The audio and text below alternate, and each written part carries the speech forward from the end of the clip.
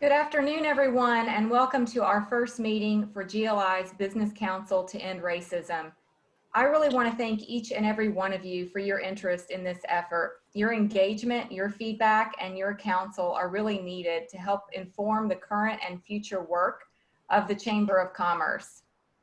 For the past month, GLI has been actively recruiting business leaders and community stakeholders to participate in this council. It was vital that we identify passionate and experienced individuals who will be an inspiration and provide guidance to our business community so that we can work to eliminate racism and build an inclusive economy that benefits everyone. In the coming weeks, you'll see initial steps being taken in our chamber that creates a path forward for how the organization can prioritize and deploy efforts to support inclusion and equity. Soon, we'll be sharing the initiatives mapped out in GLI's 5-year strategic plan, which include creating a welcoming environment for underrepresented talent and creating an environment to enable the success for underrepresented businesses. We will also unveil the first edition of GLI's local public policy agenda, which includes priorities such as public safety and criminal justice reform, land development with an equity lens, and homelessness and housing, all of which have a focus on equity. We're also truly excited to announce that Glide 2020 will be Glide West End. Instead of traveling to another city to study what they do well that we want to replicate here, we think it's important to stay here and use our time to talk with our own residents and determine how we can make our own community better. We're planning to explore topics like racial inequality, economic development, housing, and education, with specific focuses within each of those high-level objectives. If we can listen and learn from experts in this area to determine how our own business community can come together with West End residents and truly impact change, this will be a huge step forward for our city. We recognize that there's a lot of work to be done, and that's why the work of this Business Council is important. As our convenings move forward, we hope your recommendations will further inform the work that we're trying to accomplish. So throughout our orientation today, our goal is to share how we can work together to really impact change and eliminate racism. Shortly, you'll hear from the co-chairs of this council to gain a better understanding of what our next steps are. Thanks to the tremendous financial commitment provided by Brown-Forman, Humana, and Yum Brands, GLI can equip the council with a dedicated team to support the work and maintain focus to launch our initiatives dedicated to racial equity. Kimberly Bunton of TKT Associates will serve as our facilitator throughout this process. We also have GLI's leadership team and support staff actively working to elevate this work. I invite you to stay engaged with us and reach out with any questions or suggestions along the way. Throughout our meeting, I also invite you to use the chat feature. We did ask for some questions to be submitted in advance, and we have received a number of them. So we're going to address as many of them as we possibly can, and the questions that we have received, we'll also be able to answer in other ways, even if we run out of time today. So thank you to those who submitted questions in advance. We've also posted a position on our website for a permanent director of DE&I strategies that would work for the chamber. That is, again, thanks to this financial commitment from Brown-Forman, Yum Brands, and Humana. So please consider that on our website. Encourage people to apply because that position will also help support this work. Again, I just want to express my deep appreciation for your engagement with us today and in the months ahead. With that, I'd like to invite Ralph Deschabert, Senior Vice President and Chief Diversity, Inclusion and Global Community Relations Officer of Brown-Forman, one of our 3 co-chairs, to share the goals of the council, and he will be followed by Geraldine Green of Yum Brands and Cynthia Napek of Leadership Louisville. Thank you, and now to you, Ralph. Sarah, and as you think about the organization, and our goals are really quite simple, I think, and very straightforward. At the end of the day, and I think you said it earlier, Sarah, and said it very well, which is we want to make sure that we are getting at the root causes for the issues related to race and economic disparities in our community. So we think about the socioeconomic disparities that exist. We're trying to, if you will, get to the bottom of those issues. So let me do one quick thing and check. Can you hear me clearly? Just want to be sure that I can be heard. And so you know that we've got our 5 streams that we're working on. And if I could take a moment, would it be okay for me to actually step in and share a little bit of a historical perspective, or would you rather I do that a little bit later? So that's up to you, Sarah, at this point. Sorry, I had a little bit of trouble hearing the last question that you asked. You said, so I just wanted to know, would it be okay to share some historical perspectives? Yes. Or, okay, so I will do that one. Okay, so if I could, I'm going to share a few things that I think are important as we think about this work in front of us. If you go back to as far as 1919, there were riots in Chicago. And it was interesting because at that time, there was a Chicago Commission on Race Relations. Every single time there are race-related issues, more often than not, there are commissions that get formed. And what this commission concluded was that the riots that were ensued, they happened as an end result of inadequate job opportunities, inadequate housing options for Blacks, and inconsistent law enforcement and pervasive racial discrimination. In 1935, there were riots in Harlem, and LaGuardia Commission, named after the mayor, implemented some things like new schools and federally funded health center, and he created some Black judges and executive staff. But more importantly, they didn't do the root cause work that was necessary in order to eliminate the issues, the underlying root cause issues. And in 1946, 10 years later, 11 years later, more riots broke out in Harlem. And again, the commission noted that, there were housing issues, overcrowded unemployment, opportunities were limited.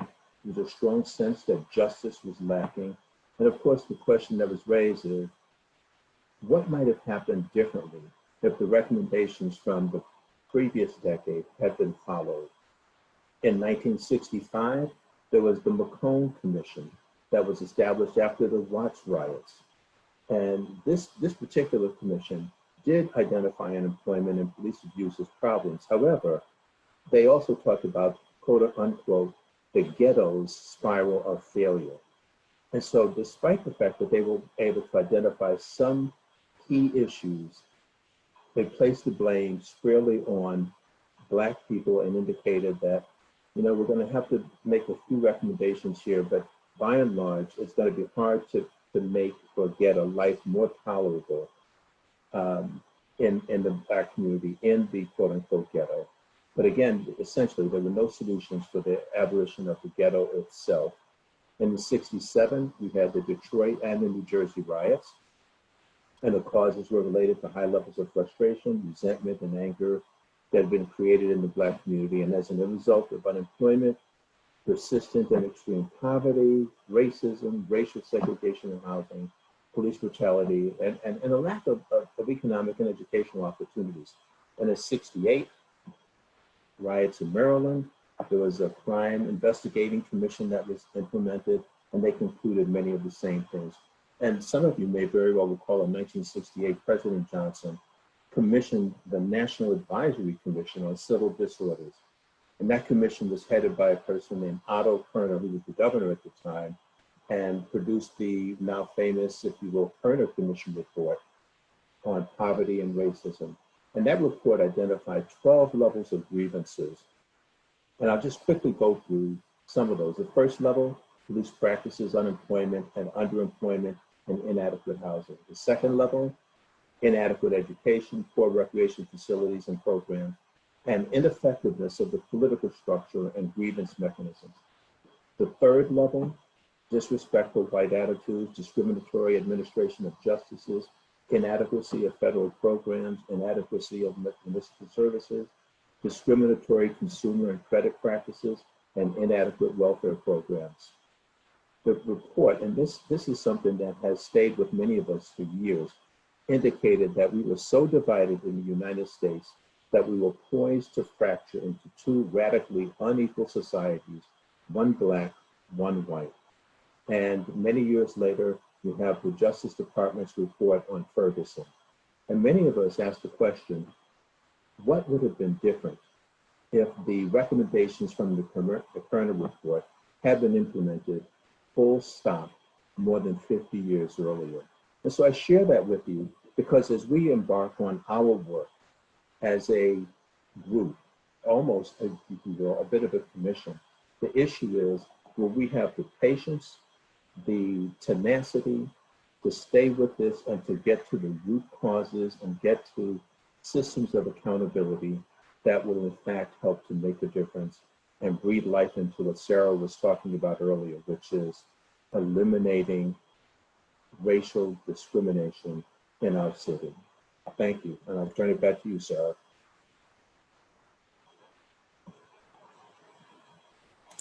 Thank you so much, Ralph. I really do appreciate that historical perspective. Now I'd like to ask Geraldine Green with Yum Brands to share a little bit about what this means to her.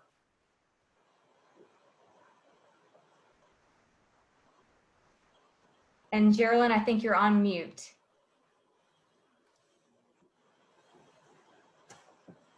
Once again, I always have two mute buttons and I forget to unmute the other one. I was saying thank you, Sarah.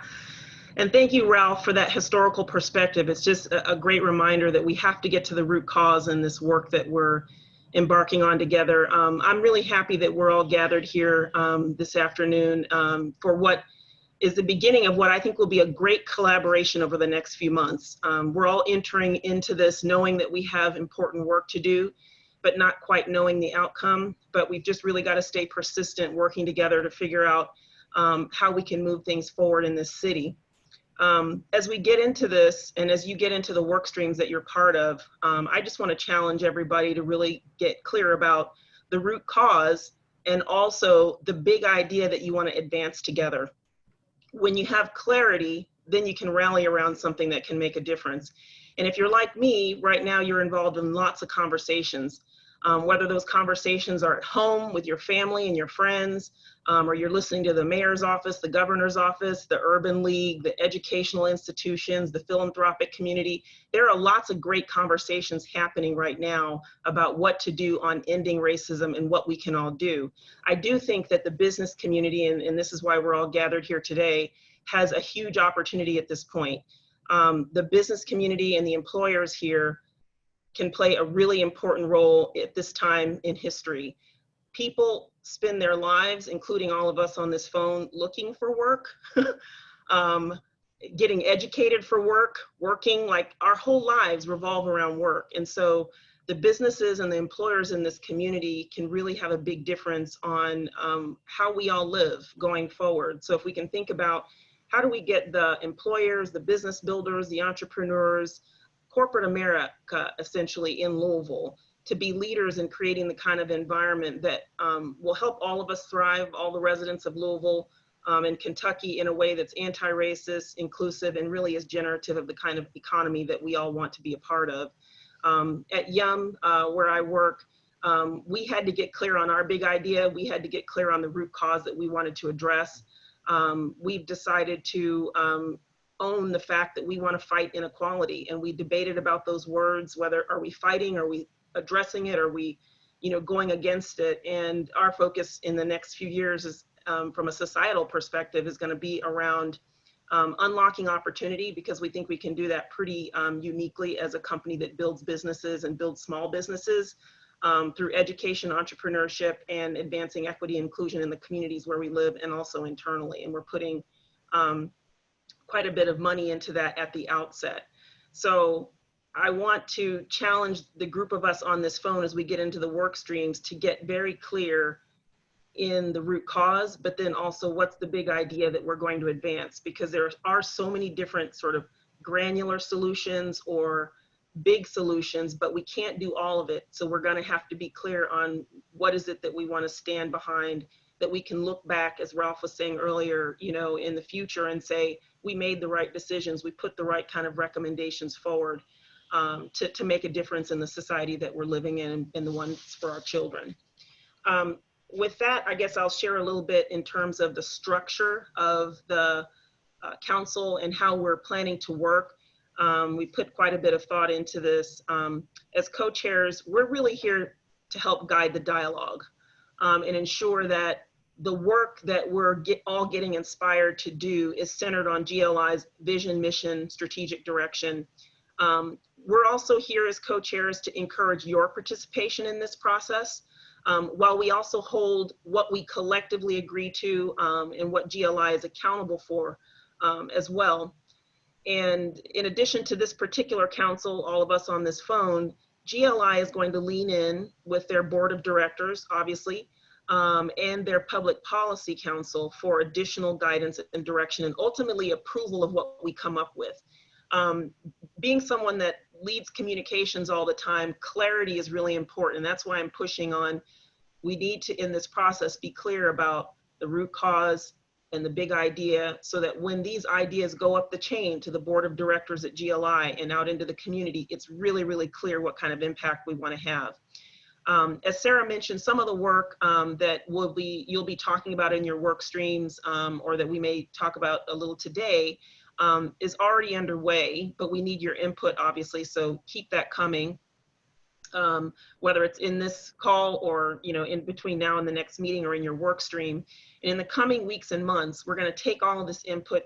GLI is actually going to be launching a state legislative agenda process and revisiting its federal priorities. This is something similar to what we're also doing at YUM. We're looking at now with our focus around fighting inequality and unlocking opportunity, how do we take that clarity around what we're doing and then actually take action and rethink some of the ways that we're engaging with government to advance these priorities. So I'm happy that GLI is already ahead of us, and thinking about how they're going to advance that legislative agenda. And just, I guess in summary, just we're eager to get the consensus of this group on all of this work moving forward and really to leverage all of your voices so that we can help guide the business community to have lasting change at this time in history, especially against racism, but also for a very inclusive and inviting economy for Louisville and Kentucky. And with that, I'm going to turn it over to Cynthia Napek, President of Leadership Louisville. Hello, everyone. Thanks to my GLI friends for having me and asking me to be part of this.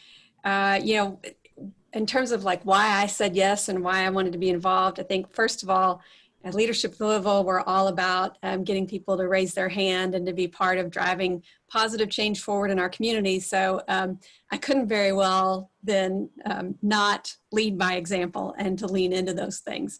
But of course, the important piece of this is not just to say yes to everything, but to say yes to those things that, that move you, that you can feel passionate about. One of the other things that I've observed in my years at Leadership Louisville, I love these aha moments that we can help people connect with when they go through one of our programs.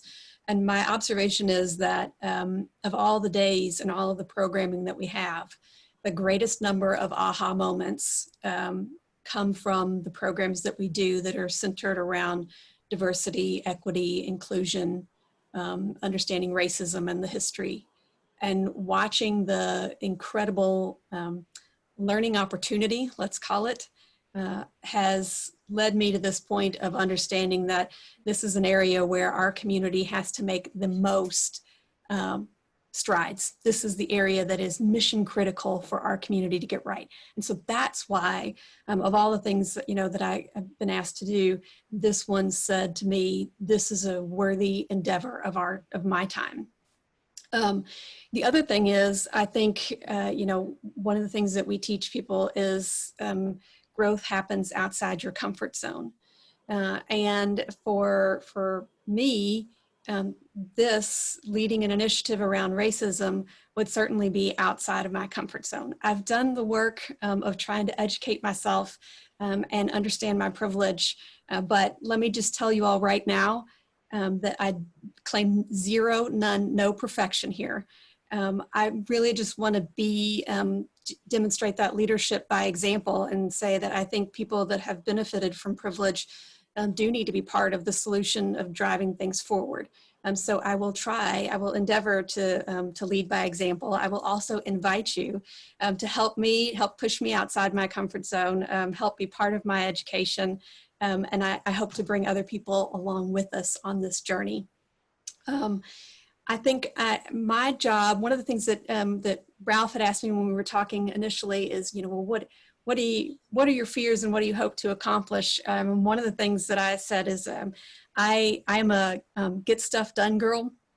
I like to mark things off the list. And so I had said, I want to be involved in something that is not just, let's talk about it some more. I love the phrase of well done is better than well said.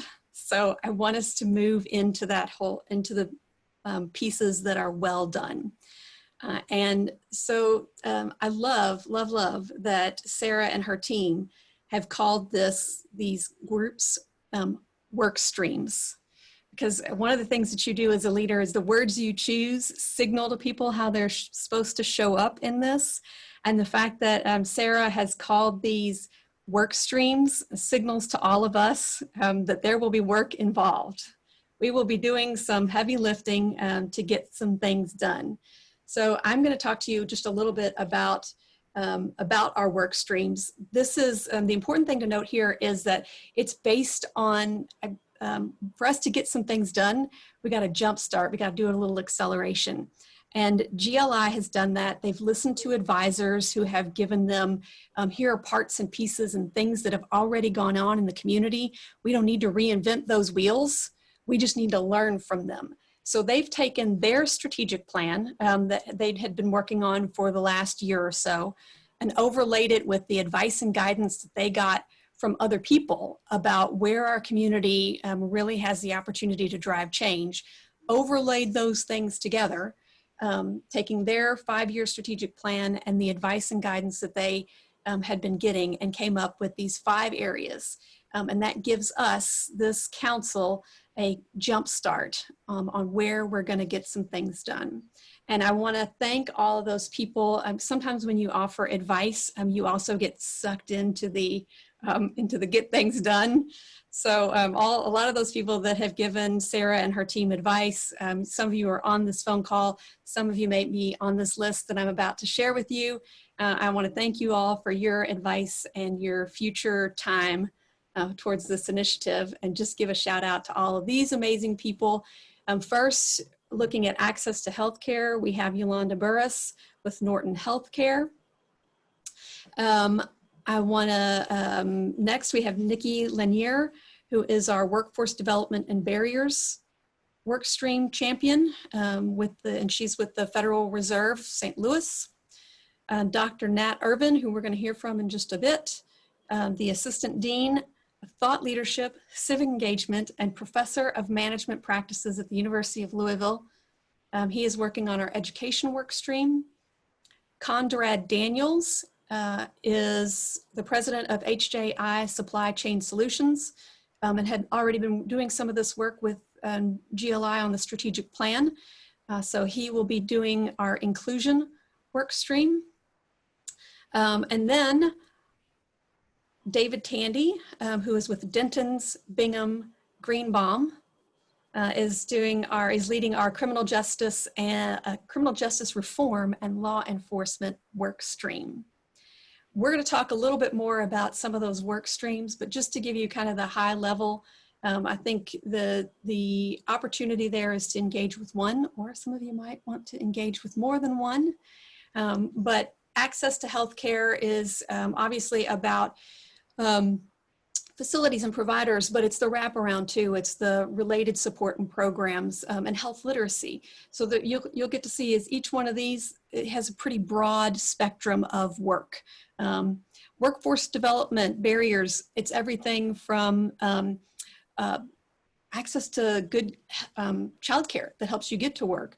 It's transportation, it's training and opportunities, all those kinds of things that help us develop better workforce.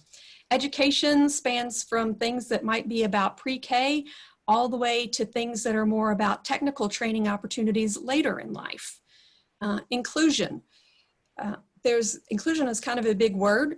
a lot of the things that are in there have to do with some of the things that are like a little bit more of the warm, fuzzy human HR side of inclusion. But more specifically, I think this is focused on some of the things that are business advancement opportunities, some of the things that are direct connects that create a more inclusive business community and more inclusion in business development opportunities. Then the final thing is criminal justice reform. There's a lot of conversation around that. And I think this one will look largely at where our economic interests intersect with criminal justice and law reform, all of those things that help us keep people from recidivism and move them into jobs, and the things that enable that. All of those. And we're going to talk more about that. So that's just a quick hit for those of you that are still thinking about like, where do I plug in? That's your quick overview of the areas. And I'm so excited about this because I think this gives us a jump start. Otherwise we would have spent months just figuring out like, well, what are the committees and what's the structure? So I'm grateful to Sarah and her team for giving us this accelerated path to victory. My distinct pleasure now is actually to introduce you to our next speaker, who has been incredibly generous with his time in this community. We have had him at the Leadership Louisville Center, and he gets rave reviews. So I'm pretty excited to get to spend a few minutes with him and to share his brilliance with you all right now. If you've not yet met Dr. Nat Irvin, he is such a gift to our community. In addition, I read off that big old long title that he's got at U of L. But he's also he's worked with some amazing organizations. He's the futurist for the Executive Leadership Committee and for the National Black MBAs, and just all around cool dude. So please, I'm excited to have with us Dr. Nat Irvin. I hope you all are too. I'm going to kick it over to Nat and let him share his genius with us. Gosh, Cynthia, thank you so much. And thank you, Cynthia, Sarah, for your leadership, to Ralph and Geraldine, who've already spoken to their visions for this incredible work that we're all embarked on. And I also want to thank all the members who've joined us today from the business community, who've expressed an interest, a commitment to want to be a part of how we look at this important issue for our community. So thank you too. I'm just going to do a brief overview, and I thought Ralph just did a great job of doing the history. Since I'm a futurist, I'm going to take us out to the future. And Sydney, if you don't mind, just keeping the slides going, and I'll just kind of talk through these. This past summer, actually for the last few years, we've been at the University of Louisville. We've created a program in conjunction with the Lincoln Foundation, a longstanding organization, member of this community, a summer management program. In the past, it's been called Project Build. It's been designed to introduce young people like the ones that you see here on our screen to the world of business. And it's been a 2 or 3 week program that just, the kinds of things you would think about a business program would have, introducing students to the big concepts of marketing, operations, strategy, IT, the leadership development. And they get a chance to get exposed to the world that all of us who are in the business community already understand and know well. But these kids, this summer, we decided to up the ante. And so it's a summer MBA, mini MBA program. So they get 3 hours of credit. So I didn't do the curriculum this year. Jenna Haugens, our professor for communications, did, but I'm one of the team members. So last Friday, I teach on Fridays. And so my task was to do the leadership track. So I had the kids with me on 2 Fridays ago, and I was introducing and actually having an interview with one of our colleagues, Nikki Jackson Lanier, who's the Senior Vice President for the Federal Reserve. It's a wonderful conversation. Kids are learning all about the difference between fiscal and monetary policy. How did Nikki get to be the person that she is? They get to see themselves in her. Wonderful. Then it comes time for Q&A. And so I'm waiting for them to give me a response, to say something. They're not saying anything. And I'm just wondering, why is this? They're not saying anything, Ralph. And then finally somebody types in and says, we don't have microphones. Now, how is it then that we can be in a place like Louisville, how can we in 2020, these kids, as brilliant as they are, as smart as they are, here they are signed up for an MBA program. They've raised their hands and they don't have microphones. And I thought about, thinking about this work, sometimes it's so general that we forget we're talking about specifically these kids right here. This is what drives me, that face right there. And I always try to figure out why. Sydney, next slide. How is it, and I've written about this before, and you'll notice too that the reason why this is important is that face that you just saw, this is the future. So this is not abstract. This is not sometime in the past. This is what the future looks like. And when you look at the children, this is what they look like. And that means that Louisville has to think like that. America has to think like that. And you may have noticed at the bottom of the slide, the previous slide, there was something that was electronic. That represents artificial intelligence.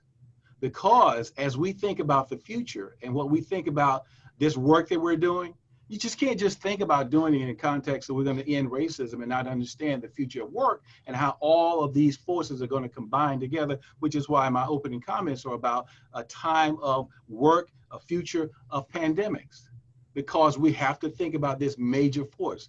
Sydney, next slide. And I want to illustrate this. I wrote several years ago, and I developed this concept called ignoricism, which was the notion that I thought that within the white community, what we would be faced with, and I wrote this probably in 2002 when I thought that the first Black president of the United States would be Shaniqua Nakata Herrera Hiawatha Washington Jones. And I remember giving a talk at Yale University and everybody just thought it was ridiculous, but I was thinking it would happen by 2020. Of course, I was wrong. It was, of course, our president in 2008, Barack Hussein Obama. I was wrong about that. But what I did write about was this notion of the most difficult force I felt we would be faced with is ignoricism. That is the idea that a big part of the community would look at race, but would ignore it. They would put themselves in a position where they wouldn't actually see what was going on in the community. So you wouldn't really be guilty of race. You just would, you live on the East End. You would just send your kids, as the next slide indicates. If you've seen this new show on New York Times, there's a new podcast called Nice White Parents. And I recommend that you listen to it, because what they do is they look back at 1964, 65, when we were really serious about integrating the public schools. And so what the interviewers are doing is looking at the letters that the white parents wrote to the school boards who were trying to figure out where would they put the schools. And what they wanted to do, the parents were arguing that the schools should be put in a certain location, not over in the West End, but should be put in the East End, and that it was going to be for greater integration, and that everybody wanted integrated schools. Well, you go back later and you see that not a single one of the parents who had advocated for all of this integration, who had advocated, say that they were going to do this in terms of the public schools, not a single one of them enrolled their children, their own children. They didn't.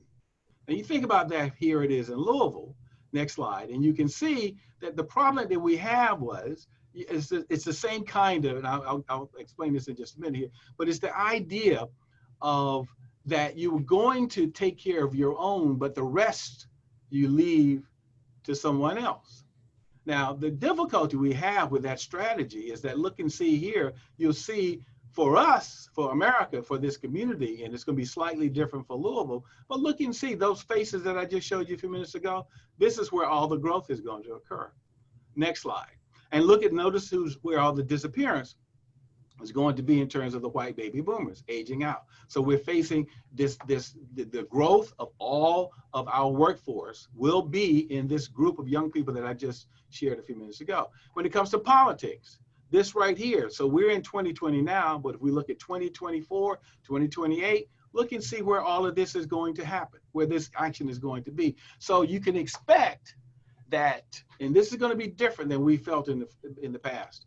2022, 2024, 2026, these are going to feel like small wars because of the demographic shifts that we're under. The intensity of the debates. It's not going to be waiting every 4 years or the way that we with these off-year elections. There are no more off-year elections. Now everything is going to be contentious. Right? We're going to be able to feel that. So this intersection of public policy, how we develop public policy, the representation of who's making public policy, these things are going to be a lot clearer and they're going to be a lot more contentious. Next slide, please.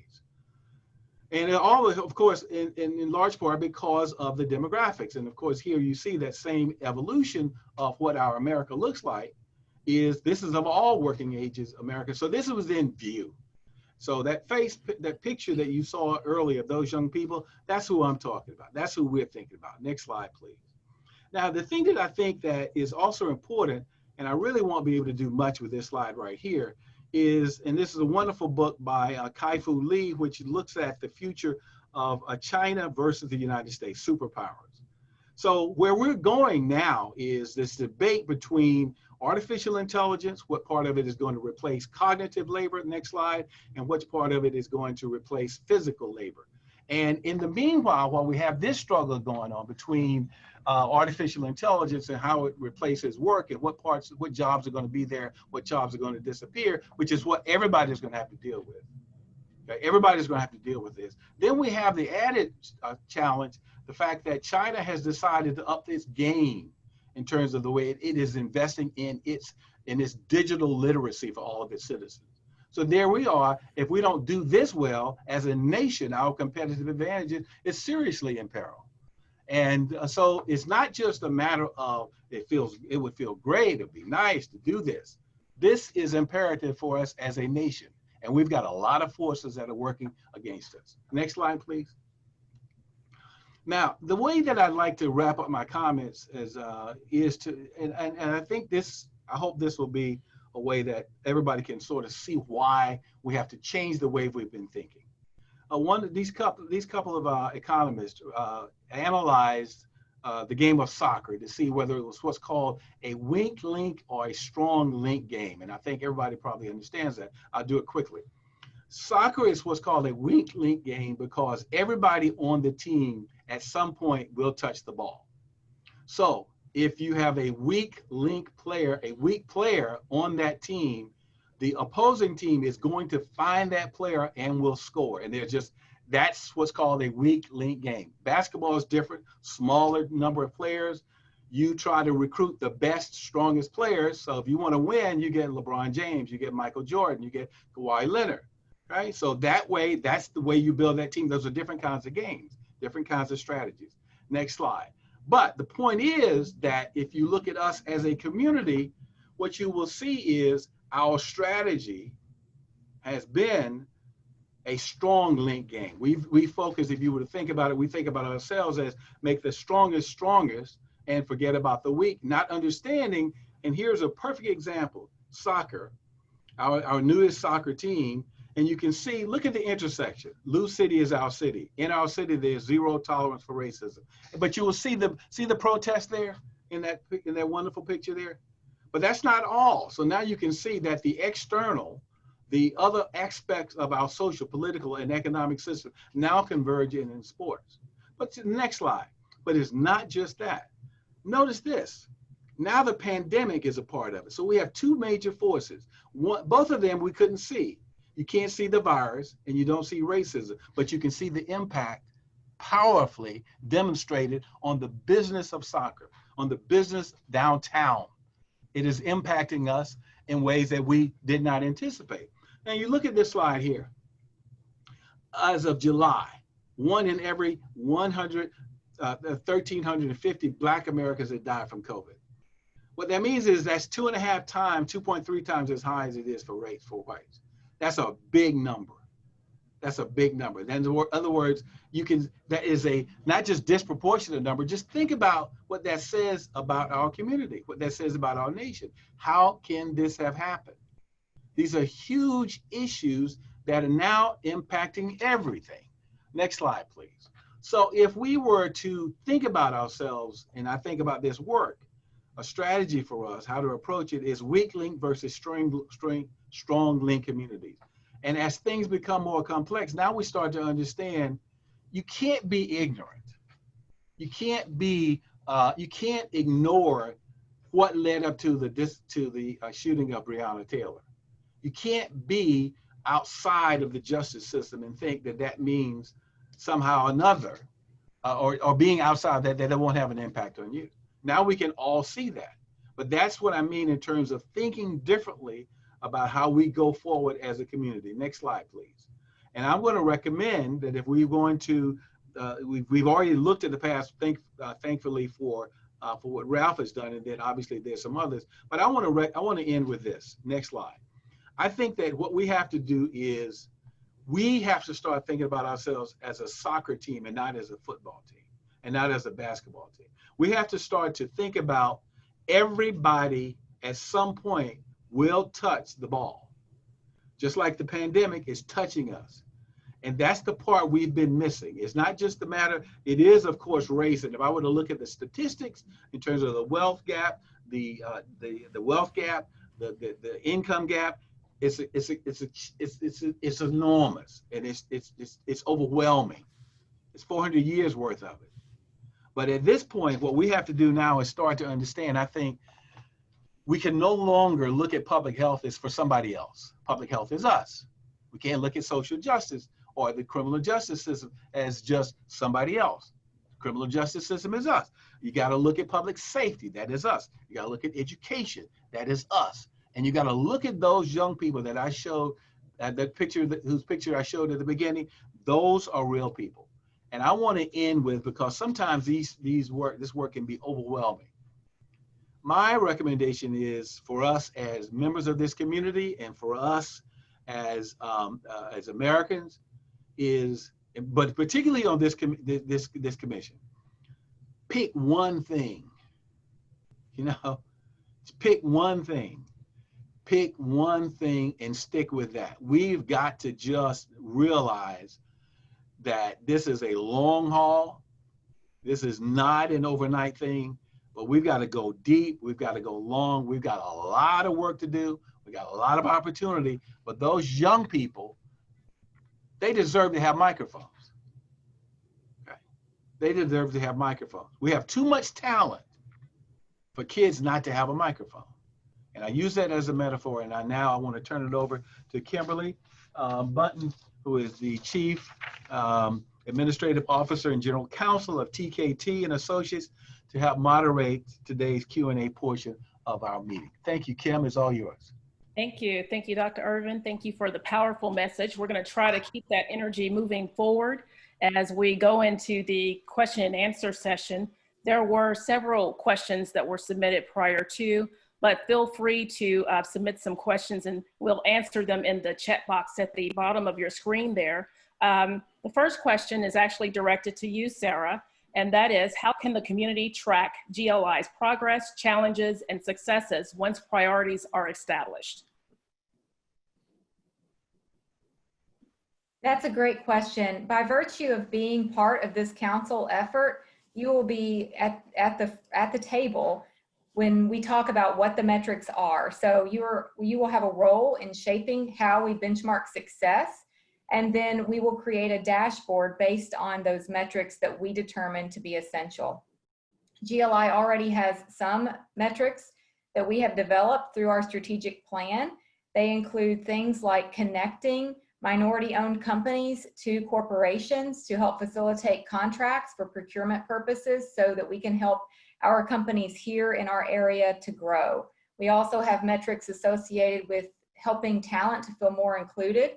As a result of our strategic plan, which included a firm that worked for over a year to identify things that we could do better in our community, they indicated that Black professionals in particular don't really feel like they belong in our community. And they identified several things that we could do to make that better. And part of it is educating the corporate community. So that is how we will track success. Those are the metrics so far, but each of these work streams will have specific goals that come out of them. And we will produce that dashboard, share it with you during these convenings. And we know that success to us looks like an inclusive economy, and that includes a number of things. There isn't just one metric. It's an inclusive economy. It is helping underrepresented businesses and talent build wealth. It is overcoming that educational achievement gap and overcoming workforce barriers so that all can succeed and build wealth. This is how we overcome that economic disparity. Thank you, Sarah. The next question is actually directed to all of the panelists. And the question is, what does success look like from GLI's perspective? Geraldine, would you like to take that first stab?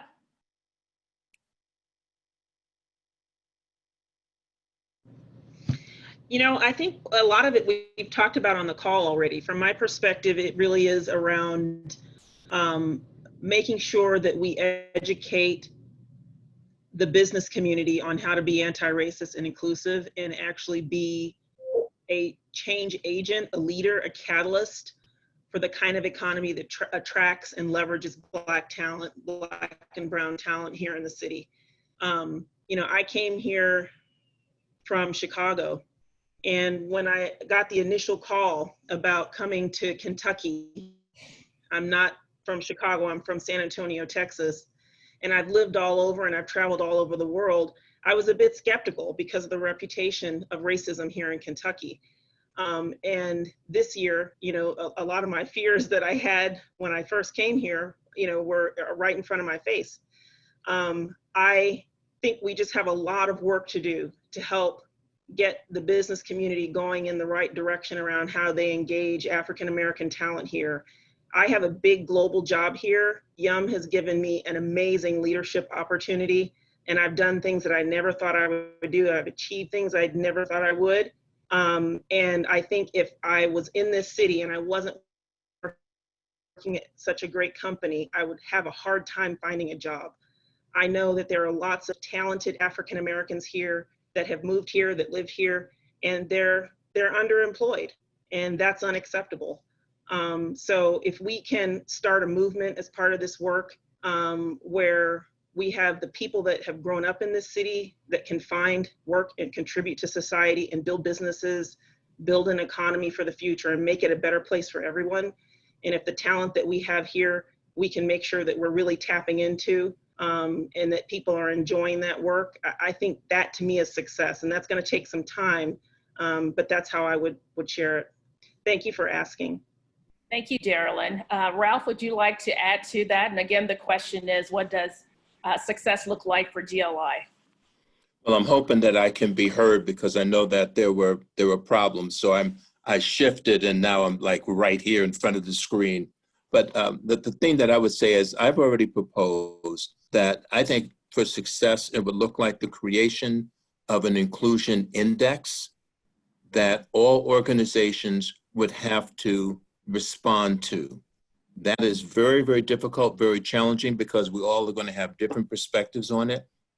But what I would say is that if we're going to make this more of a movement rather than a moment, just like all those other commissions and others believed that it was going to be something more than in the moment, there's got to be accountability. And one way to have accountability, and I think that GLI would benefit from it, is to initiate an index and get all of these organizations to sign up so that, for example, with supplier diversity, if all of our companies had to respond to a citywide index of inclusion with respect to supplier diversity and what opportunities folks of color are getting to supply organizations like Brown-Forman with their goods and services, it would make a difference.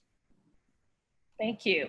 I'm going to move now to the next question, which is also directed at all, but I'll choose a different panelist for this. And the question is, how does GLI ensure we have business community engagement to address racial disparities in our city? Cynthia, would you like to take that first answer? Sure. You know, I think I will celebrate one piece of success that is going to help us with that tremendously.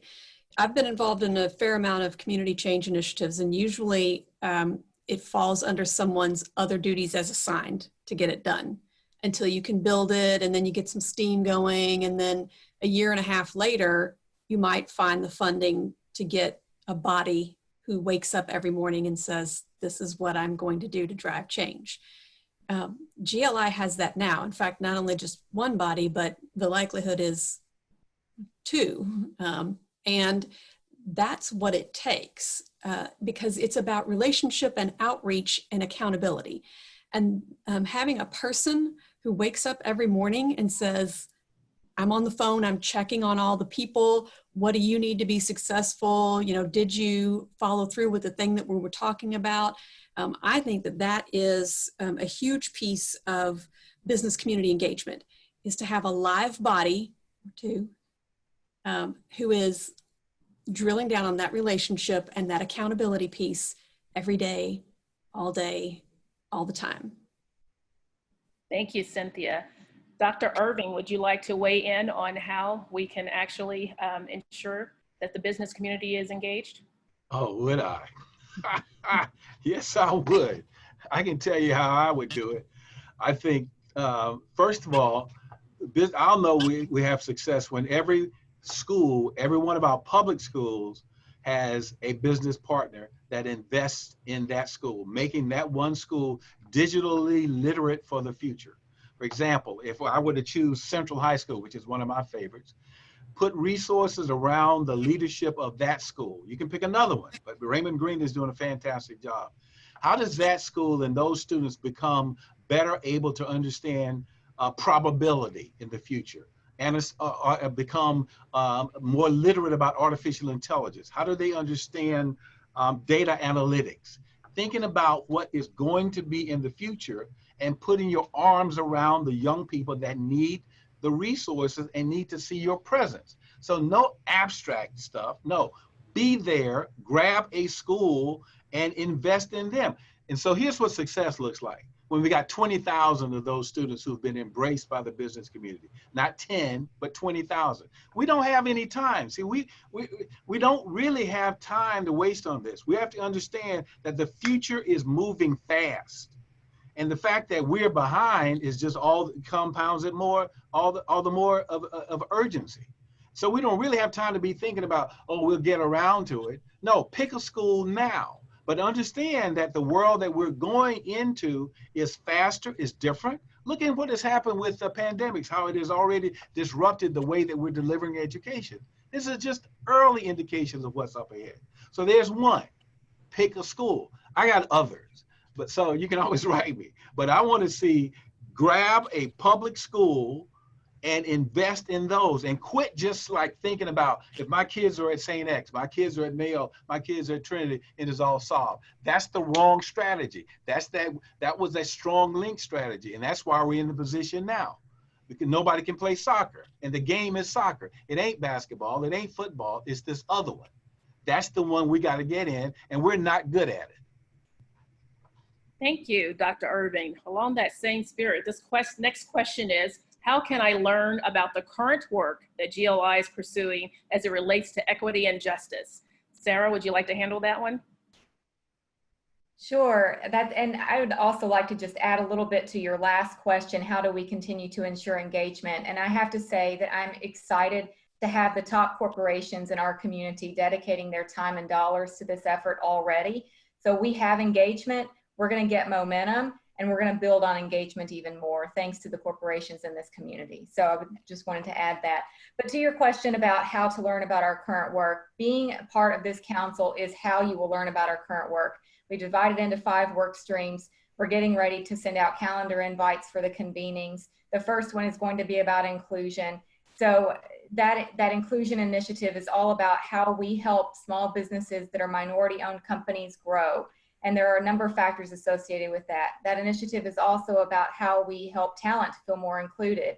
So that is being part of those convenings, listening to the speakers that we bring in, and then dialoguing about it and helping to develop the action steps that result from it. Each of those work streams will have a focus on what our current work is and how we build upon it. Thank you. And along those lines, we're talking about the work streams and the committee, and all of that work has been done. What are the next steps that you see for GLI as it relates to this initiative? Our first, I assume that question was for me, was that a follow? Okay, just making sure. Our first convening is going to be August 25th from 12:30 to 2:30. And we will have the Cincinnati Chamber to talk about their accelerator, which has been very successful. It will be a 2-hour meeting. The first hour will be optional programming where you can hear from the Cincinnati Chamber. And then the second hour will be dialogue and action steps You do not have to join to hear the Cincinnati Chamber, but we highly recommend it because we think it's important to see their success story. That will not be a presentation format like today. That format for the work stream will be more of a discussion. So everyone will be able to speak on that, but we wanted the opportunity to do this orientation today in this presentation format. So that is the next step, having that work stream convening, and then in the next few days, we'll be sending out more confirmations for the other 4 work streams. Thank you, Sarah. Actually, the next few questions are for you. The very next question is GLI aware of public safety plans for the downtown area to protect public protesters, businesses if unrest occurs again? We have had a number of Zoom meetings with the mayor, and we've hosted a couple of smaller group meetings with the mayor as well. We are talking almost daily with Louisville Tourism, Downtown Development, and Louisville Forward. So we are at the forefront of getting information. We have asked very specific questions about exactly how lawful order and peaceful assembly will be balanced as a result of the Attorney General's decision. We recognize that there is a lot of apprehension as a result of this. We did send a letter to the mayor outlining some of these questions, which has now been made public. The truth is that we are on track to have the most violent year ever. And we are certainly supportive of peaceful assembly, but we are not supportive of violence. And this was already coming before the Breonna Taylor murder. So we were on track for this violent year even before that. And we have to do what we can to reduce that violence as a community. So we're talking every day. In the meantime, we also know there has to be a supportive message about downtown, because downtown really is that heartbeat of the community. So we have been promoting our downtown businesses. We want to do all that we can to support them. But we as a community have to come together and provide information on exactly how that peaceful assembly and lawful order will be maintained. So I think we have time for at least one more question, and it's similar to the last one, which is, what is GLI's position on NULU business demands and NULU business reactions? Well, we've been asked that question quite a bit, so I'm glad you posed it on this Zoom call today. The most important thing for us to advance racial equity is to come together as a community. And further divisions really do not embrace that racial equity. So this movement is really a reminder for us to each do better. We all have to individually think about that. We have to think about that from our own workplace as well. So for our workplace at GLI, we're prioritizing our DE&I work. We formed this council. Our board just passed our strategic plan, a local policy agenda that has a focus on equity for the first time. So we have to each focus on what we can do and not have further division. And we need to come together as a community. Thank you. Well, I think we're short on time. We have a few other questions, but we're kind of getting close to the end. Would you like to have one more question or move forward to the recap and adjourn? Well, I think we have run over a little bit, so maybe we better go ahead with our closing comments. I don't want to lose anyone here. So following today's meeting, you will receive an email that contains a survey. We want to know your thoughts about how our orientation session has gone. And like I mentioned earlier, please go ahead and mark your calendar for the inclusion work stream, August 25th, 12:30 to 2:30. That will also be in the email. We'll include a presentation from the Cincinnati Chamber. These programs are made possible by support from Papa John's. These are the separate convenings with the key speakers like the Cincinnati Chamber. So after each program and presentation, the work stream will convene for dialogue and action steps. So you will receive a separate Zoom invite for that. So thank you for your willingness to work with the Business Council. I've been very inspired by our presenters today. And thank you again to Brown-Forman, Humana, and Yum Brands for their support of this initiative. Have a wonderful day. Thank you again.